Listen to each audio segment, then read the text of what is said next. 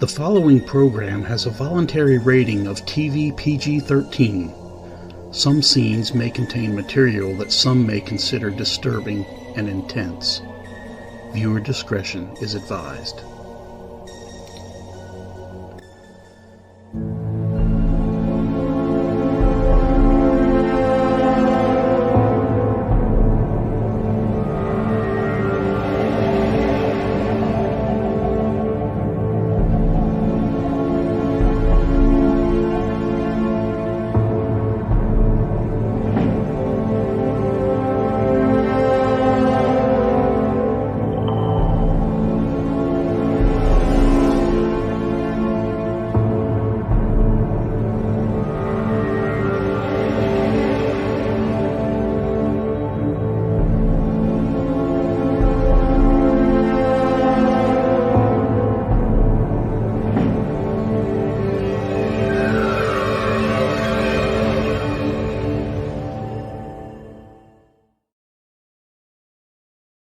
Hello and welcome to Our Family's True Tales of the Supernatural. For this episode, I'll be continuing to talk about the paranormal activity in the house where I live. I'll be talking about shadow figures and another apparition I saw. So let's get started. Over the summer and autumn months of 2023, there were a few strange events that I saw in our house. One of these odd events happened in the addition at the rear side of our house. As I would walk into the addition to our house, I would sometimes hear a certain Christmas decoration make noises. This item was a small artificial Christmas tree that employed robotic movement as a face in the tree sang Christmas songs. It had a motion detector that was only supposed to turn it on if you were within 6 feet or about 2 meters. Yet now and then, when I entered the large room, the tree would start to sing even though I was at least 20 feet away, about 7 meters.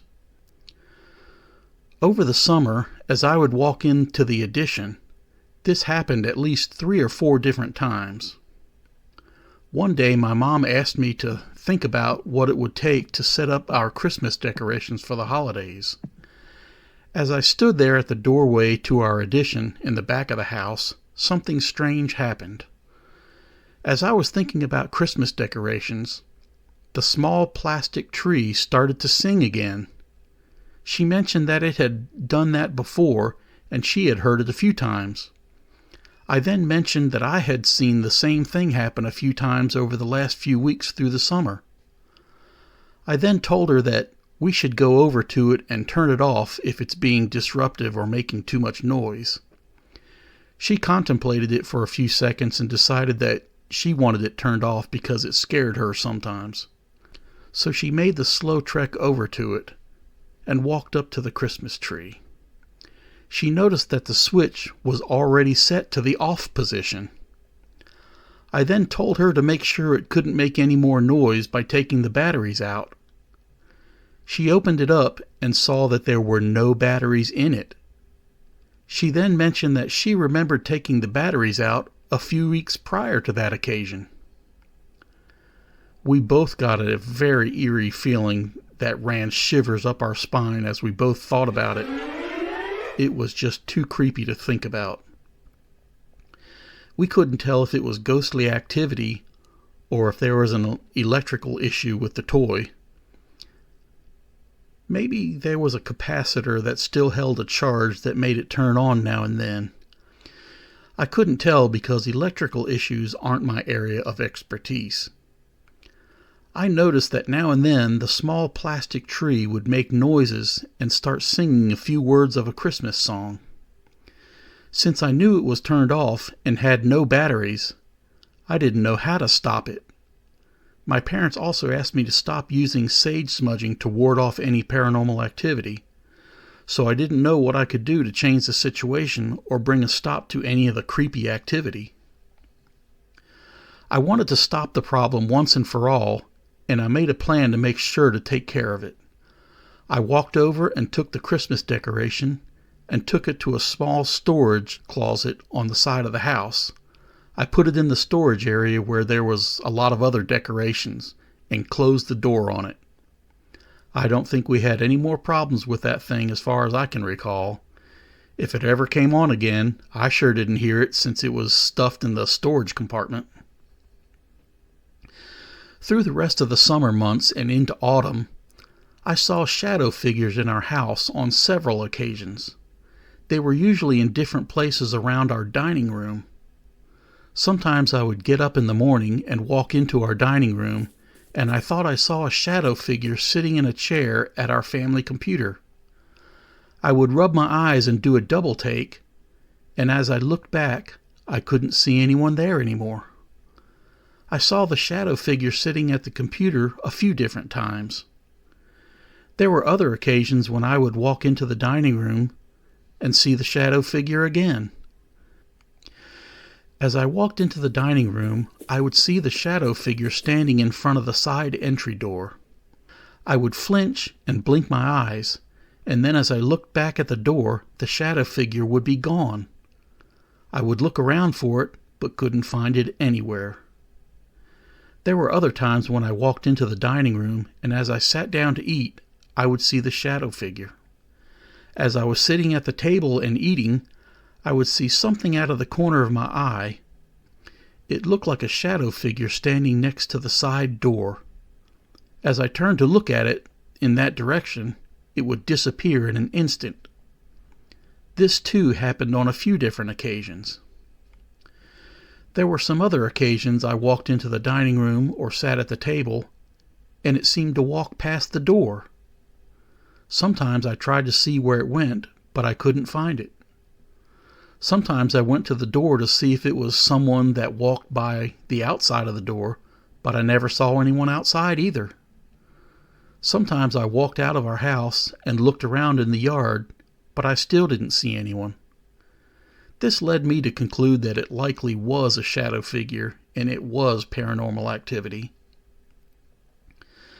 Then, after seeing the shadow figure in the computer chair a few times, I saw an apparition in the chair. I would get up in the morning, walk down the hallway, and walk into the dining room. As I got there, I would see the apparition seemingly sitting in the chair. It looked like he had turned the chair around a bit to see me as I walked into the room from the hallway. It looked like a young man with short, dark hair. I would blink my eyes to do a double take, and then as I opened my eyes, it would be gone. I saw that figure on a few different occasions. There was another incident with this apparition on Thursday night, November 16th.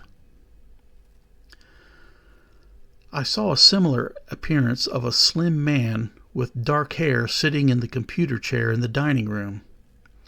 I stopped in an instant and felt a slight shiver come over my body. I did a double take and turned to face the chair to get a better look at who was there. As I focused my eyes, I saw no one there. Once again, the apparition eluded my eyesight as I turned to get a better look at it. I was at home on Saturday night, the 25th of November in 2023, and I had gone to get a drink of water. I walked out of my bedroom where I had been working at my computer. I walked down the hallway and stopped in our dining room at the table. I could see the windows and tell that it was already dark outside and noticed it was about 8 p.m. I looked to my right and saw that this time my mom sat in the chair at the computer. I drank the last sip of water I had in my glass, and I set it on the dining room table. I then sat down in a chair at the table. I thought about getting a snack to eat, but a noise made a sudden distraction. I heard someone open the door that went out from the kitchen to the addition we built on the back of our house. I turned to look out of the corner of my eye to see who it was. I thought I saw my dad wearing his maroon windbreaker jacket and dark gray pants. I also noticed his medium build with medium to tall height. Yet his back was toward me and I couldn't see his face all that well. I saw him walk into the laundry room doorway that was off to the side of the kitchen. I kept looking in that direction in case I needed to help him find things he might be looking for. I didn't see him come out of there after about 5 or 10 seconds of waiting, so I went to see if he needed some help finding something. I walked over to the laundry room only to see a dim room with no one there. I knew I saw someone walk in there, and I didn't take my eyes off the doorway to the room, so I know that no one left that laundry room. I strained to see into the unlit room. I walked up to the doorway to get a better look into the laundry room. Yet as I got there, I was baffled that I didn't see anyone. I reached out to turn on the light, and as the light came on, I still couldn't see anyone there. I know for a fact that there isn't another door or window to that room, so whoever walked in there couldn't exit by some other means. There wasn't any access panel in an attic or the crawl space under the house. There was absolutely no other way out of the laundry room. I then got an eerie feeling because I knew that I had seen another apparition. I turned to ask my mom if she had noticed the person walk into the kitchen. I then remembered that she told me not to talk to her about scary things. She said it creeped her out too much. So I had to keep my mouth shut, even though I know what I saw, and I know that the person that walked in there had disappeared. I then remembered that the person that had previously owned the house had similar clothes, height, and build. I wonder if the former owner, who is deceased, might be returning to take a look around the house. I wondered if he felt nostalgic and wanted to look around. I also remembered that none of these apparitions had ever behaved in a destructive manner, so I had no real reason to get upset or be angry with them.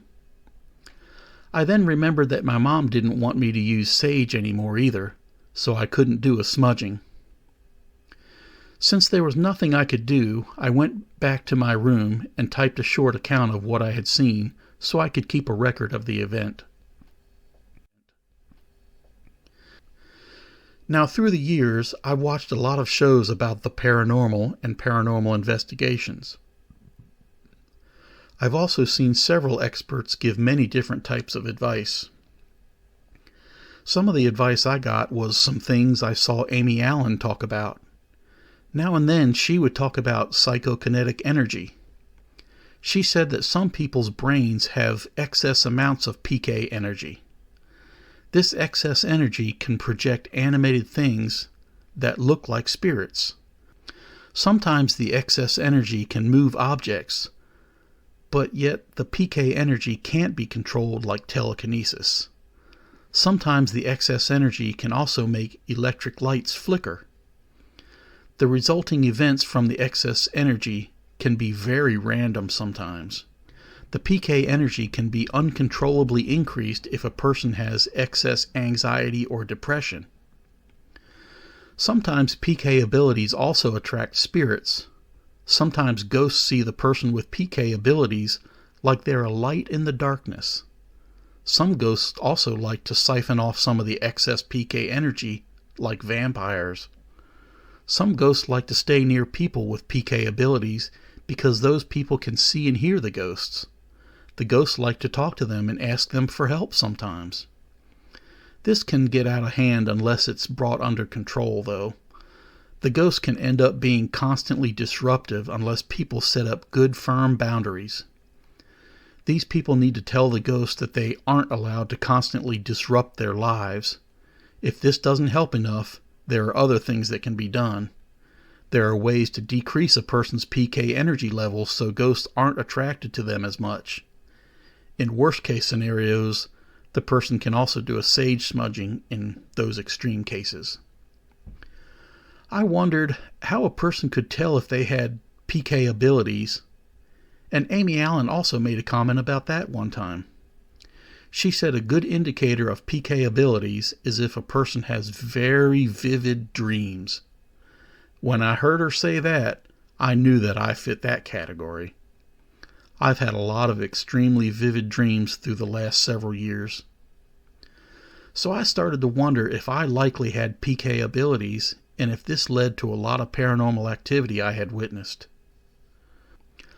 I have also watched several episodes of Psychic Kids through the years and thought I heard about some solutions. I found some of the episodes of the show on YouTube during the end of the summer and early autumn in 2023. As I watched the episodes, I found some solutions that I recalled. I remembered that some of the Psychic Kids found ways to remove their excess psychokinetic energy, or PK energy. This took care of a lot of their problems with ghosts acting disruptive or scaring them. The episodes I watched showed more of these types of solutions. I also found that some ways to decrease excess psychokinetic energy could be to decrease your stress levels. Anxiety seems to increase those energy levels, as well as dealing with chronic depression. So dealing with anxiety and depression seem to help keep the energy levels low. So a few things that can help are things like these. 1. Getting counseling for anxiety and depression. 2. Meditate to decrease your stress level and depression. And 3. Ground yourself by putting your bare feet on the ground in the dirt and grass. The more I learned about grounding, the more I wanted to try it to see if it would really help me. I took care of my problems with stress and depression through the years by talking to some people. I think I still had some difficulties with increasing amounts of psychokinetic energy, and I wanted to try grounding. Yet at this time of the year, some days were very cold and some had a lot of rain. It was going from November to December in North America, and it was getting very cold on most days.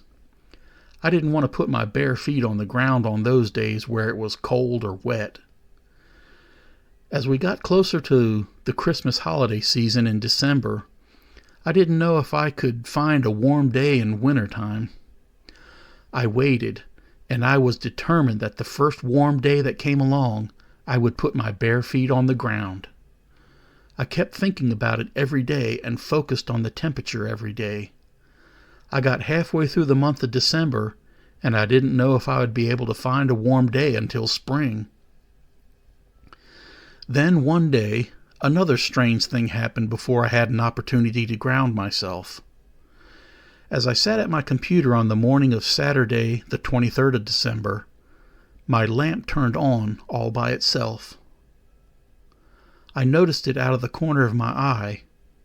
I saw a light appear all of a sudden, and I looked to see that my lamp had turned on all by itself. It was a touch-sensitive light that you needed to touch in order to turn it on. Yet I was about 8 feet away from it, and there was no one else in the room at the time. I'm no expert on electrical devices like lamps, but I don't think this is supposed to happen on its own. I have owned the lamp for a few years, and this never happened before. I don't know if it malfunctioned or if a spirit might have turned it on. It would need to be touched in order to turn on, or it might need to be grounded in order to be turned on. I didn't see anybody else in my room, so I couldn't figure out how it could have turned on by itself. I suspected more spirit activity. I was beginning to look forward to grounding myself even more because of this incident. The next morning, Christmas Eve, I was sitting at my computer and I heard a light tapping on my bedroom door.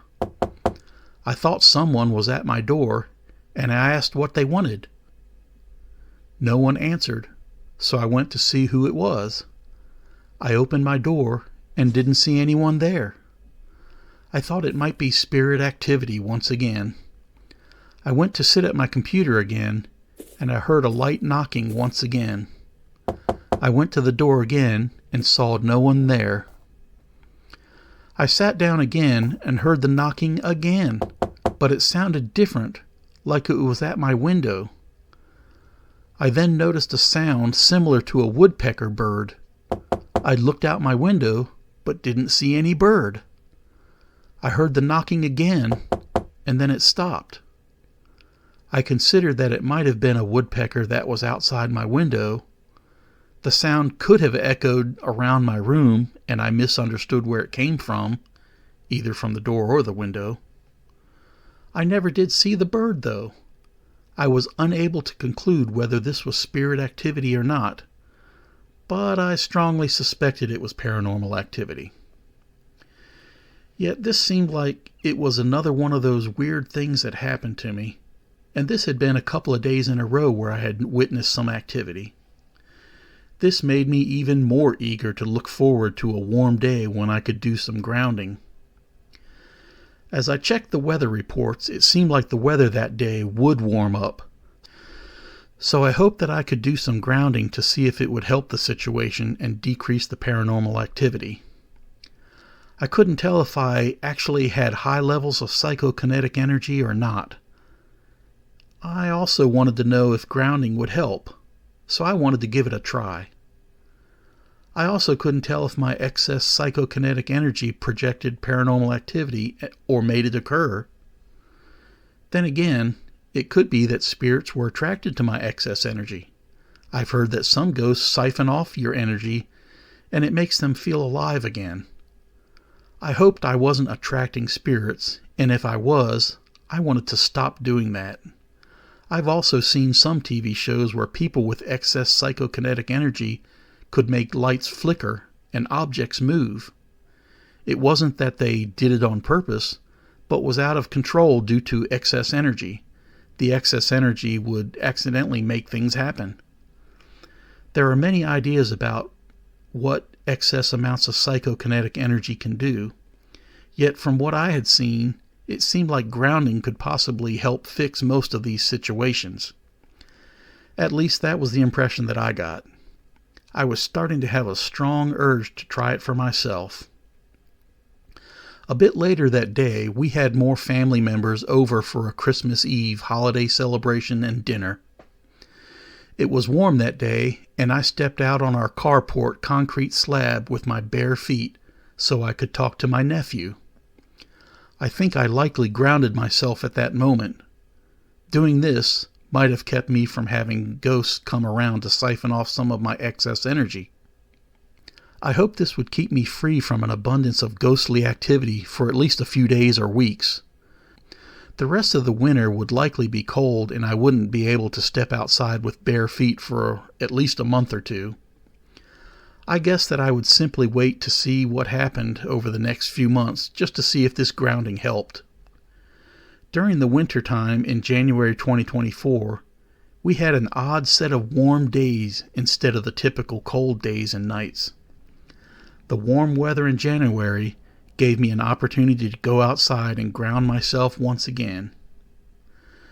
Doing the grounding seemed to stop the paranormal activity that winter. I didn't see any paranormal activity for most of the rest of the year of 2024.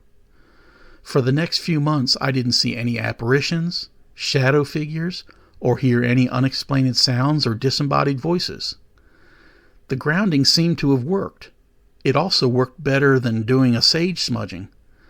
The sage seemed to work for about 2 to 4 weeks, but grounding worked for months.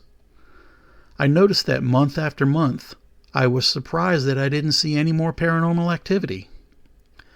As several months passed into autumn, I saw a few things out of the corner of my eye that looked like shadow figures. As I turned to get a better look, I couldn't see anyone there. So I hoped that I had found a way to diminish or get rid of my paranormal problems for the most part. As I grounded myself once again, I didn't notice any activity for several months after that. There were no apparitions, no shadow figures, no problems with any electrical equipment, and no unexplained noises. In late 2024, I think I had a few more instances where I thought I saw shadow figures in our dining room again.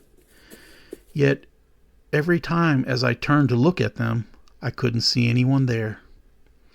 There was a small handful of incidents like this that extended into early 2025, but that's been about it. It's been a while since I've seen any apparitions or any other major forms of paranormal activity. So overall, I'd say I'm satisfied with the results of my attempts at grounding. As simple as it might seem, All I did was take off my shoes and socks and put my bare feet on the ground in the dirt.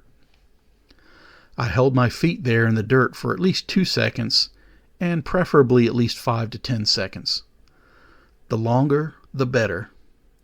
Holding them there for at least 10 seconds seemed to help quite a bit. It was like pouring a bucket of water on the ground. The more water went out, the lighter the bucket got. So the more I held my feet on the ground, it seemed like I could almost feel the excess energy dissipate. The more it dissipated, the longer the paranormal activity stayed dormant and seemingly went away. I don't know if this would help 100% of all people 100% of the time, but it did seem to help me. I'll let you folks know if the activity picks up again, but I don't think that'll be a problem anymore. The times I grounded myself outside, most of the activity stopped for months. At least I didn't see any apparitions since I started grounding myself. As for now, I'd just like to say that if you like this video and want to see more videos like this, please click the like button. That lets me know that people appreciate this show. It also helps the algorithm so other people can find the show.